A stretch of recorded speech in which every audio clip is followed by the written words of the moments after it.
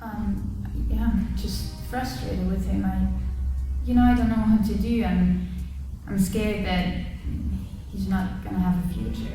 You know what I mean? Okay, thanks for sharing that with us. Sully, would you like to speak? Yeah, I'd like to add something. You act as though you were never like me before. Like you were never young and foolish and far from a model student. Did you forget that you once walked in my shoes? When you would fall into stupidity, toes and feet first. Play with life although many times told to rehearse. Jumped into relationships and chose to forego the research. Like you ain't been there, done that and bought the t-shirt. Like you never had a dream that you would strive for, one that you were willing to dedicate your life for. You act as though you were perfect when you parlay your knowledge around as though you were equipped with it. I'll say it straight, most parents are hypocrites.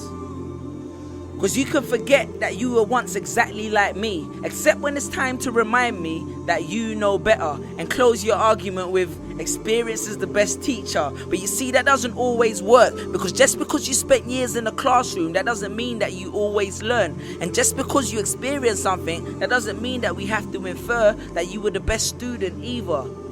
And I'll openly admit that in most instances parents are right.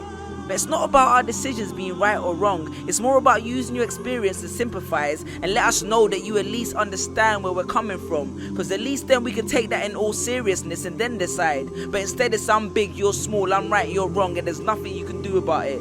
You make our decisions sound irrational and practical, when I'm sure there was a time when you had the exact same thought. When you probably didn't know what you wanted to do with your life by the time you were 18 and had not already achieved it by 25. And when it came to everything else, it was all about patience and timing, right? But when it came to me and my life, those lessons no longer applied, because I had to be great tomorrow, or my plans had to work out today. If I'm not a millionaire right now, then all my efforts have been in vain. We look up to you as our teachers and our leaders, but how are we supposed to achieve success if the person that's supposed to be our biggest fan is never in the bleachers? It's like chasing a dream with a coach that has no faith in the team.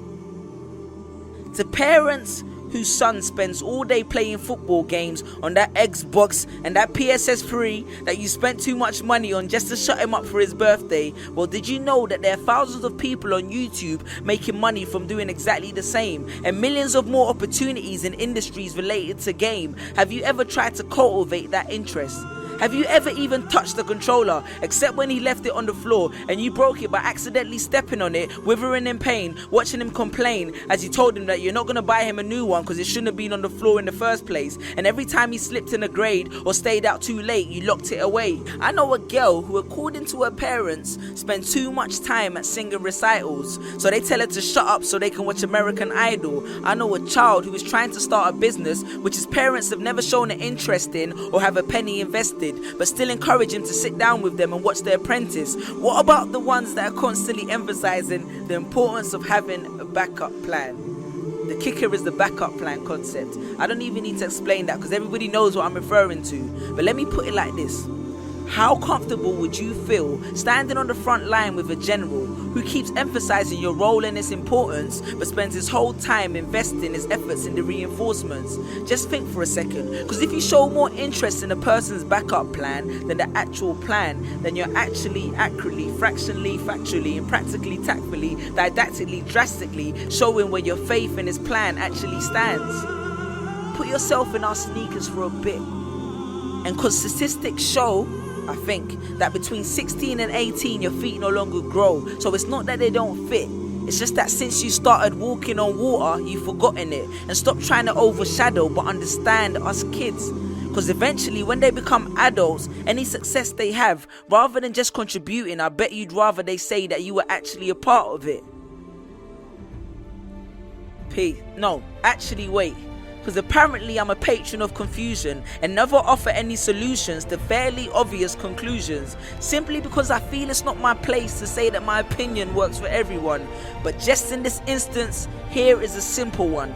talk to your little one, because no matter how much you like to believe it, it's 2013 and no one is really a kid anymore. With access to clips at our fingertips, we're exposed to the world without having to open the front door. So ask them what their dream is, how and what we, not they, we can do to achieve it. Your children are your biggest asset, so invest time in speaking, invest time in listening, invest time in hearing, invest time in learning how to play Pro Evolution Soccer and fashion trends and sing Beyonce. Just invest time in not just being a responsible adult. And I agree, you spoil the child if you spare the rod.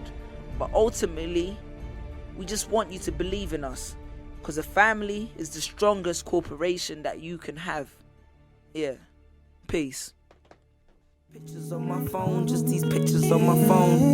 And all my friends with just these pictures on my phone. See these pictures on my phone, got me visualizing home, to a place where I belong.